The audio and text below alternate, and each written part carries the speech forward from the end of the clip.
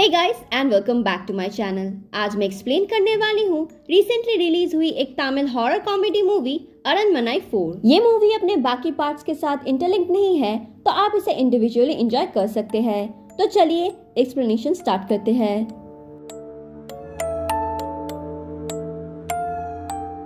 तो मूवी की शुरुआत होती है आसाम से, जहाँ एक पंडित जी अपनी बेटी के साथ नाव में बैठ के एक मंदिर की ओर जा रहे थे। यहाँ पंडित जी अपनी बेटी को बाघ के बारे में बता रहे थे, जो कि एक शेप शिफ्टिंग डीमन है, और कैसे 100 साल पहले उनके गांव के कुछ स्वामियों ने मिलके बाघ को कैद कर लिया था। इसी दौरान स्वामी जी की लड़की का हाथ थोड़ा कट जाता है और उसका खून पानी में जाके गिरता है, और उसी वक्त स्वामी जी का चप्पू भी किसी चीज में अटक के टूट जाता है। अब स्वामी जी जब पीछे मुड़ते हैं तो नोटिस करते हैं कि उनकी बेटी कच्ची मछली खा रही थी। वो अपने बेटी को ऐसा करने से मना भी करते हैं, पर वो उनकी बात सुनती ही नहीं। तभी पंडित जी की नाव किसी चीज से टकराती है और हम देखते हैं कि सामने उन्हीं की बेटी की लाश थी। यानी नाव में अभी उनके साथ उनकी बेटी नहीं बल्कि बाघ थी। दरअसल बाघ को सालों पहले यहीं पर कैद करके रखा गया था, जो कि अभी पंडित जी के चप्पू लगने के वजह से और उनकी बेटी की खून को कंज्यूम करके आजाद हो चुका था। साथ ही बाघ ने उनकी बेटी को मार के उसका रूप भी ले लिया था। अब बाघ पंडित जी पे हमला कर देता है, पर पंडित जी जैसे तैसे अपने आप को बचाते हैं और बाघ को फिर से कैद कर लेते हैं। पंडित जी बाघ से बोलते हैं क्योंकि उसने उनकी बेटी को मार दिया है, तो आज से वही उनकी बेटी बनके रहेगी, ताकि उनकी बीवी को पता ना चले कि अब उनकी बेटी इस दुनिया में नहीं रही। अब ऑब्वियसली इस बात से बाघ खुश नहीं था, पर जो भी बाघ के आत्मा को कैद कर लेता है, बाघ को उसके बात सुननी ही पड़ती है। अब यहाँ से सीन शिफ्ट होता है तमिलनाडु में, जहाँ हम सर्वानंद नाम के एक एडवोकेट से मिलते हैं। उसकी सेल्वी नामक एक बहन भी है, जो कि फिलहाल अब उसके साथ नहीं रहती। दरअसल सेल्वी ने उनके पिता के खिलाफ जाके लव मैरिज की थी, जिस वजह से वो 10 साल पहले ही घर छोड़ के चली गई थी, और तब से लेके आज तक सर्वानंद उसे कभी मिल नहीं पाया। उसे हमेशा ये बात परेशान करती थी कि जब उसकी बहन को उसकी सबसे ज्यादा जरूरत थी, तब वो उसकी मदद नहीं कर पाया। तभी हमको सेल्वी दिखाई जाती है, जो कि दूर कहीं अपने फैमिली के साथ काफी खुश थी। सेल्वी का पति एक आर्किटेक्ट था, जो कि पुराने घर को मरम्मत करके उन्हें बेचा करता था। साथ ही उनके 2 बच्चे भी थे, जहाँ उनकी बेटी का नाम था शक्ति और उनके बेटे का नाम था सर्वानंद। यानी सेल्वी ने अपने बेटे का नाम अपने भाई के नाम के ऊपर रखा था। अब एक दिन जब सेल्वी का पति बाहर जॉगिंग करने जाता है, तभी अचानक से एक हाथ आके उसे घसीटता है और फिर मार डालता है। पर उसके कुछ देर बाद ही हम फिर से उसके पति को देखते हैं, जो कि घर आके अपनी बेटी को ढूंढने लगता है। यहाँ सेल्वी को शक होता है कि कुछ तो गड़बड़ जरूर है, और जब उसे समझ में आता है कि वो असल में उसका हस्बैंड नहीं है, तो वो बच्चों को लेके बाहर भागने लगती है। थोड़ी ही देर में कुछ गाँव वाले उसके पास आते हैं और उसे बताते हैं कि उन्हें उसके पति का लाश मिला है, जो सुन के सेल्वी उनके साथ चल देती है। पर तभी हमें दिखाया जाता है कि सेल्वी तो मर चुकी है और उसकी लाश एक कुएं के अंदर लटक रही है। कुछ देर बाद ही वहाँ रवि नाम का एक लड़का आता है और वो उसी कुएं के पास में शक्ति को बेहोश पड़ा हुआ देखता है। जब वो कुएं को चेक करता है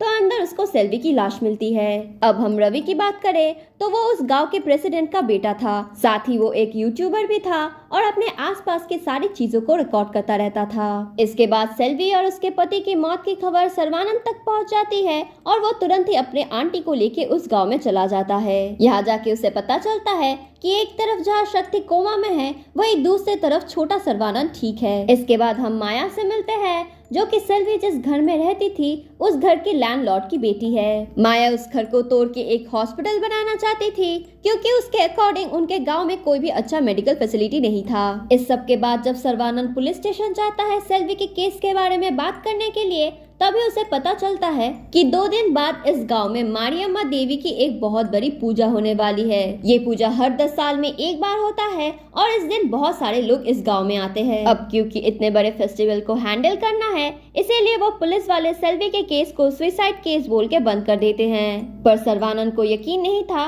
कि सेल्वी ने सुसाइड किया होगा, क्योंकि सालों पहले सेल्वी ने उससे प्रॉमिस किया था कि वो कभी भी ऐसे गलत कदम नहीं उठाएगी। इसीलिए वो पुलिस वाले के बात को इग्नोर करता है और खुद ही छानबीन में लग जाता है। दूसरी ओर घर में पैरानॉर्मल एक्टिविटीज होने लगती है, जो कि सभी महसूस करते हैं। हम समझ पाते हैं कि कोई आत्मा है जो कि छोटे सर्वानंद के साथ खेलने की कोशिश कर रहा है। अब इन्वेस्टिगेशन के दौरान सर्वानंद को रवि मिलता है, जो कि उसे बताता है कि सेल्वी और उसके हस्बैंड के मौत के पहले वो उन दोनों से ही मिला था। इनफैक्ट वो जब रिकॉर्डिंग कर रहा था तब वो नोटिस करता है कि एक अजीब सा साधु है जो उसके सारे वीडियोस में था। अब ये सुन के सर्वानंद भी उसका कैमरा चेक करता है और उसे भी वो अजीब साधु दिख जाता है। दूसरी ओर हम उस साधु को देख पाते हैं जो कि अब सेल्वी के घर के सामने आ चुका था, पर कोई अदृश्य शक्ति थी जो उस साधु को घर के अंदर नहीं आने देता। अब ये सारी बातें घर के अंदर से डॉक्टर माया भी नोटिस करती है। तभी हम देखते हैं कि सर्वानंद और रवि के गाड़ी के ऊपर कोई अजीब सी चीज हमला कर देती है, जिसे देखने के लिए सर्वानंद गाड़ी से नीचे उतरता है। रवि काफी डरा हुआ था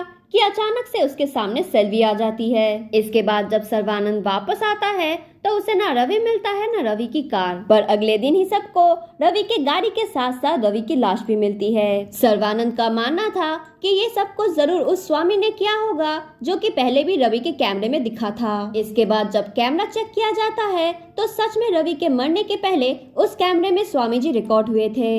इस वक्त दूर से स्वामी जी भी उन लोगों पे नजर रख रहे थे, जिसे सर्वानंद नोटिस करता है।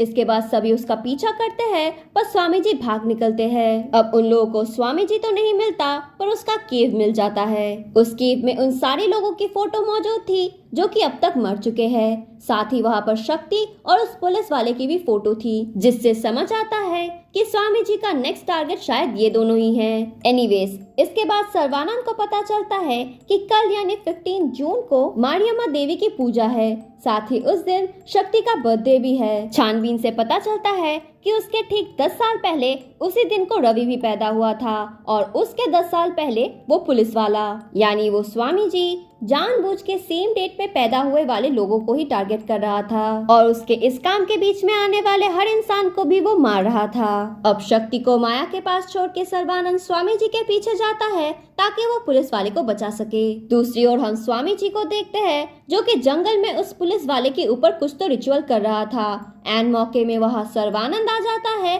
और स्वामी जी को रोकने की कोशिश करता है। तभी अचानक वो पुलिस वाला हवा में लेविटेट करता है और नीचे गिर के मर जाता है।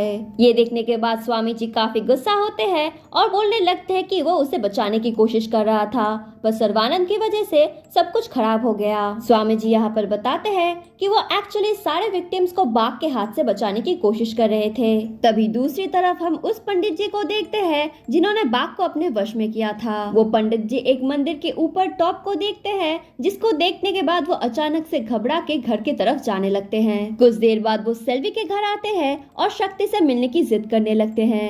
ऐसे में उन्हें अंदर आने दिया जाता है, पर घर में मौजूद कोई आत्मा थी जो बार बार उनके ऊपर हमला करती है। पंडित जी यहाँ सारे हमलों को डॉज कर रहे थे और चोट लगने पे अपने आप हील भी कर रहे थे। इसी दौरान उनकी नजर शक्ति पे जाती है और वो शक्ति के ऊपर हमला कर देते हैं, पर वो आत्मा शक्ति को प्रोटेक्ट करती है और पंडित जी को घसीट के घर से बाहर फेंक देती है। तभी हमें दिखाया जाता है कि ये आत्मा एक्चुअली सेल्वी की है, जो कि मरने के बाद भी अपने बच्चों को प्रोटेक्ट कर रही थी। इसके कुछ समय बाद ही शक्ति भी कोमा से बाहर आ जाती है। अब दूसरे दिन स्वामी जी को पुलिस कस्टडी में लिया जाता है, जहाँ वो सारी बातें बताते हैं। असल में स्वामी जी आसाम से है, जहाँ 100 साल पहले बाघ को कैद किया गया था। बाघ असल में एक इच्छाधारी राक्षस टाइप का है, जो कि पानी और जमीन दोनों जगह पे रह सकता है, और स्वामी जी उन्हीं लोग के परिवार से है जिन्होंने बाघ को कैद किया था। तो नेचुरली जब बाघ आजाद होता है तब स्वामी जी को एहसास हो चुका था। इसी दौरान स्वामी जी को पंडित जी की बेटी की लाश मिलती है,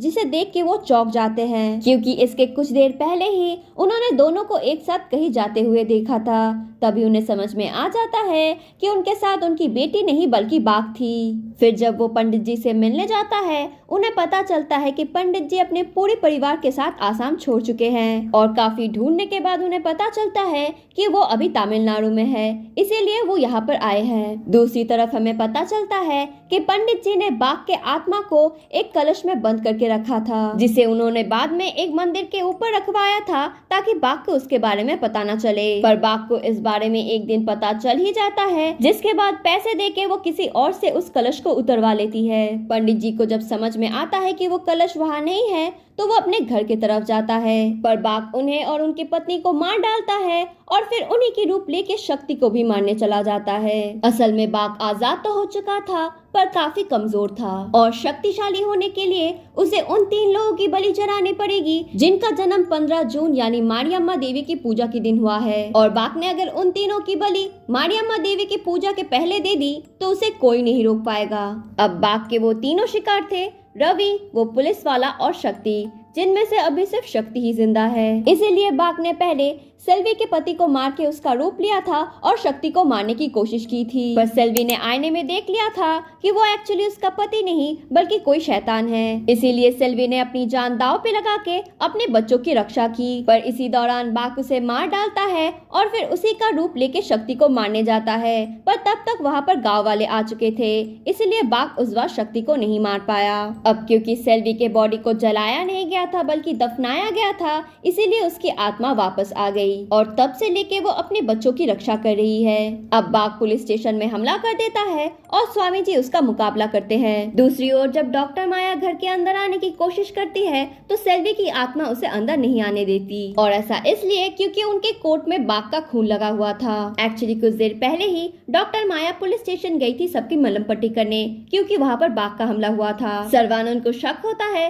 कि शायद बाघ ने फिर से किसी को मार के उसका रूप ले लिया होगा। इस बारे में जब वो गाँव के प्रेसिडेंट के साथ बात करने जाता है तब उन्हीं की गाड़ी के डिक्की में उन्हें स्वामी जी की लाश मिलती है, यानी बाघ ने स्वामी जी को मार के उनका रूप ले लिया है। दूसरी तरफ हम स्वामी जी रूपी बाघ को देखते हैं जो कि कुछ लोगों की मदद से सेल्वी के कब्र को खुदवा रहे थे ताकि वो सेल्वी के आत्मा को उसके शरीर के अंदर प्रवेश करा के उसका अंतिम संस्कार कर दे, जिससे सेल्वी के आत्मा को मुक्ति मिल जाएगी और वो आराम से शक्ति को मार पाएगा। इसके बाद बाघ तंत्र मंत्र से सेल्वी के आत्मा को उस जगह पे खींच के लाती है, जिसके बाद उन दोनों में काफी बड़ी लड़ाई शुरू हो जाती है। पर यहाँ बाघ सेल्वी पे भारी पड़ जाता है और उसे हरा के उसे मुक्ति दिलवा देता है। उसी समय वहाँ सर्वानंद आ जाता है, पर तब तक काफी देर हो चुकी थी। सेल्वी गायब होने के पहले सर्वानंद से प्लीड करती है कि वो उसके बच्चों की रक्षा करे। सेल्वी को हराने के तुरंत बाद ही बाघ उसके घर गया था शक्ति को मारने के लिए, पर तब तक डॉक्टर माया शक्ति को लेके मारियम्मा देवी के पूजा पे जा चुकी थी। अब सर्वानंद भी वहाँ आ चुका था और शक्ति को बचाने के लिए वो राक्षस के बड़ी मूर्ति के अंदर शक्ति को लेके चला जाता है। बाघ भी उनके पीछे पीछे वहाँ चला जाता है, जहाँ सर्वानंद ब्रेवली बाघ का सामना करता है। अब शक्ति को बचाते हुए सर्वानंद उसको लेके उस मूर्ति के आग से बाहर छलांग लगा देता है। इसके बाद जब बाघ उस मूर्ति के आग तक पहुंचता है तभी मारियम्मा देवी की पूजा खत्म हो जाती है और देवी की मूर्ति से त्रिशूल छूट के राक्षस की मूर्ति को भस्म कर देती है और उसके साथ ही बाघ भी खत्म हो जाता है। लास्ट सीन में हमें दिखाया जाता है कि सर्वानंद ने डिसाइड किया है कि अब वो उसी गांव में रह के सेल्वी के बच्चों का देखभाल करेगा और उस घर को तोड़ के एक हॉस्पिटल बनाया जाएगा, जिससे डॉक्टर माया का सपना भी पूरा हो जाएगा। तो यही थी इस मूवी की पूरी कहानी। आई होप आप लोगों को मेरा एक्सप्लेनेशन पसंद आया होगा। इसी बात पे don't forget to like, share and subscribe to my channel ताकि मैं ऐसे वीडियोस आपके लिए और भी लाती रहूं।